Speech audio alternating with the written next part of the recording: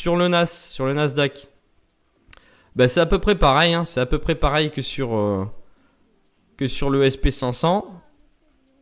On vient de faire un plus haut. Le problème derrière, c'est qu'on a zéro data derrière. On sait pas, on n'a pas de PY, on peut pas savoir à quel moment il va se retourner. Par contre, ce qu'on peut faire, c'est travailler la structure et travailler son timing. Donc le timing, on sait à peu près, hein, c'est en mars. Donc tant qu'on n'arrive pas en mars, pour moi, je suis bullish sur le Nasdaq. Le prix va peut-être un peu pricer avant l'annonce, mais il faut chercher des ventes, hein, toujours les gars, sur les indices US. Il faut pas chercher à vendre. Ou alors vraiment quand vous avez des beaux setups court terme. Mais sur le long terme, on va plutôt privilégier des achats. Donc là, on voit bien les structures. Hein. Donc là, on a fait un high ici. On est venu faire un low ici. Un high ici. Donc là, le prix, il est revenu à l'intérieur de ce bloc-là. Il est venu mitigate ses ordres. Et maintenant, on a un order flow bullish. Donc normalement, il devrait, en long terme, venir chercher cet order flow dans les jours à venir. Là. Ça devrait pas tarder. Donc si c'est pas aujourd'hui, ça sera sûrement demain. Mais il n'y a pratiquement plus de doute là-dessus. On va venir break ce high-là. Et derrière, potentiellement, une fois le break de ce high-là, on aura un dump pour aller refermer des ordres un peu plus bas. Donc là, on peut regarder où il peut revenir. Potentiellement, là-dedans, là, il y a pas mal d'ordres. Mais ils ont été pas mal mitigate. Maintenant, ça représente pas mal de liquidité là.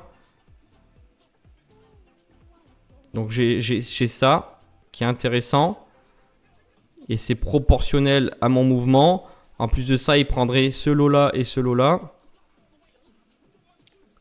Ou voire même prendre tout ça en fait, hein, finalement. Hein. Prendre tout ce PY. Donc potentiellement faire une correction là-dedans pour peut-être trouver un achat en plus long terme derrière. N'hésitez pas à me poser des questions les gars. Merci pour les follow. Merci pour le soutien. Moi je pense une chute des ETF BTC. On va voir Stéphane, mais bon, il faut savoir que s'il y a énormément de volume à l'achat avec les ETF, il va falloir une liquidation avant tout ça. Donc une correction sera la bienvenue. Tu mises combien au début? C'est-à-dire quand tu ouvres un compte, quand tu es débutant, ah ben ça dépend de toi, hein, mais moi je conseille d'ouvrir avec des petits capital, un petit capital pour vraiment se former la psycho. C'est ce qu'il faut faire. Pardon, le graphique n'est pas centré, excusez-moi. Je suis sur le Nasdaq. Donc si vous voulez, vous pouvez rejoindre le Discord. Hein. Si vous voulez voir mon écran en grand, il n'y a pas de problème. Vous pouvez rejoindre le Discord, vous verrez l'écran en grand. Ça sera sympa.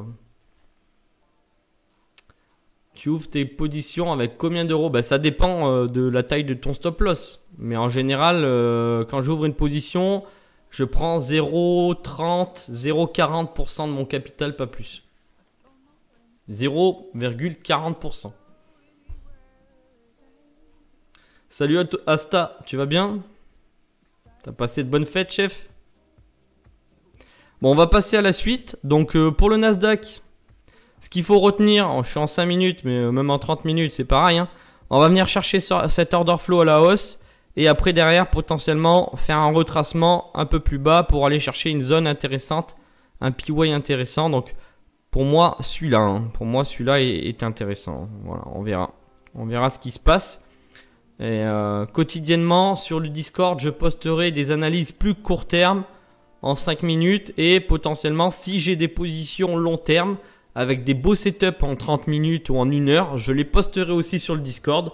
C'est gratuit les gars, vous pouvez le rejoindre et poster aussi quotidiennement ce que vous faites, vos analyses. Tu trades avec AMP Future? Non, je suis pas avec AMP Future, je suis avec Apex Trader. Apex Trader en futur.